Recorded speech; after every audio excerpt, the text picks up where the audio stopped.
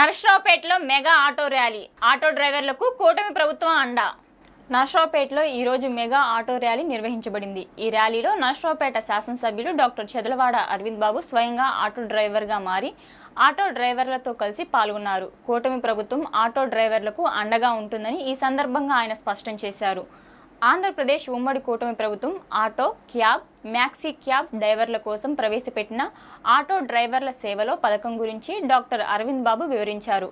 ఈ పథకం ద్వారా రాష్ట్ర వ్యాప్తంగా 2.95 లక్షల మంది డ్రైవర్లకు ఒక్కొక్కరికి 15,000 రూపాయల ఆర్థిక సహాయం డైరెక్ట్ బెనిఫిట్ ట్రాన్స్ఫర్ ద్వారా అందజేయడం జరుగుతుందని అన్నారు. ఈ కార్యక్రమంలో పల్నాడు జిల్లా కలెక్టర్, నర్సరావుపేట ఆర్డీఓ, ఆంధ్రప్రదేశ్ రాష్ట్ర వ్యవసాయ mission vice chairman Mareddy Srinivasa Reddy, రాష్ట్ర గ్రంథాలయ చైర్మన్ గోనుగొంట్ల కోటేశ్వరరావు, మాజీ municipal chairman Subbarayudu Gupta, Vijay Kumar, Guntupalli Satyanarayana, market yard chairman Ponati Srinivasa Rao, Telugu Desam party ప్రధాన కార్యదర్శి Velpula Simhadri Yadav, cultural director Visweswara Rao, RTO brake inspector, BJP జిల్లా అధ్యక్షులు శశిధర్, రామకృష్ణ, జనసేన వీర మహిళ సుబ్బమ్మ, తెలుగుదేశం పార్టీ నాయకులు, కార్యకర్తలు, ఆటో డ్రైవర్లు, టాక్సీ డ్రైవర్లు పాల్గొన్నారు.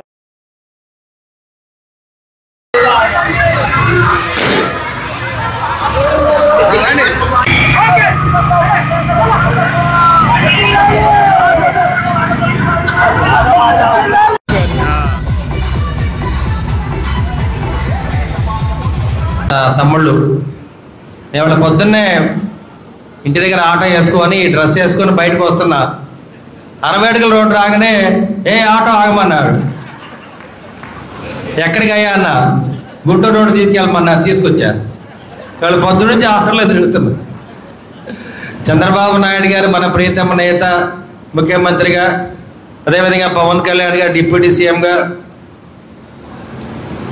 మీ అందరి మీద మంచి మనసుతోటి, మానవత్వంతో మన కుటుంబాలు బాగుండాలి, ఉచిత బస్సు ప్రయాణం వల్ల ఏదైనా కొంత నష్టం జరిగిందని మన వాళ్ళు చెప్పడం వల్ల వారికి ఈసారి దాదాపు నర్సరావుపేట అసెంబ్లీకి 1577 మందికి తలా 15,000 అంటే 2,36,00,000 బ్యాంకులో వేయడం జరిగింది. ఒక్కటి మీరు ఆలోచించాలి, మీరు ఇచ్చే 15,000 మా కుటుంబానికి సరిపోతాయని మీరు అనుకోవచ్చు. ఒక్కసారి ఆలోచన చేయండి. తాత్కాలికంగా మీకు ఈ వృత్తి ఇస్తున్నాము. వచ్చే సంవత్సరం ఆర్థిక పరంగా బాగుంటే దీన్ని 2 చేయొచ్చు, 3 చేయొచ్చు. మన చంద్రబాబు నాయుడు గారు గుర్తుపెట్టుకోండి, ఇది ఆరంభం మాత్రమే.